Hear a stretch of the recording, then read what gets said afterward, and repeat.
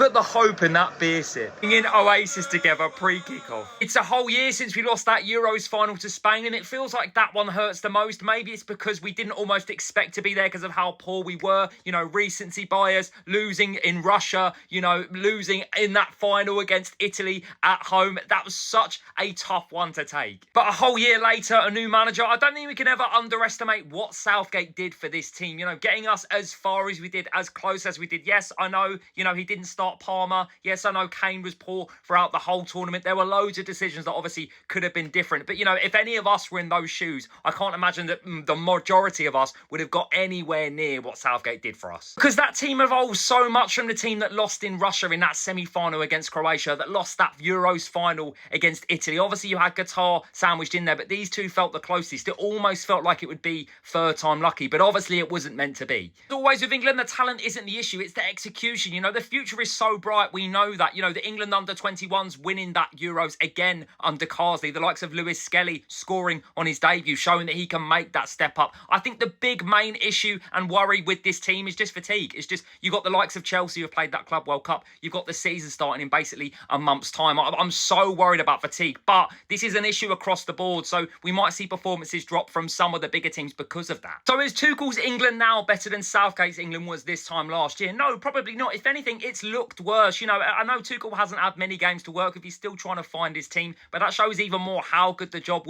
Gareth Southgate did was. You know, I know it was tiresome at times, but I think Tuchel is still trying to find his team. You know, he's calling up new players like Gibbs White and Rodgers. We've got so much attacking talent, obviously defensively as well. You've seen Byrne go in there as well. There is so much that Tuchel's trying to find. And listen, I'm not been impressed at all, but any manager that goes in needs time. So this time next year, when we've got that World Cup in America, am I going to be sitting there saying we're going to go in it? Of course I am, because what's the point of supporting us if you don't believe that it's coming home?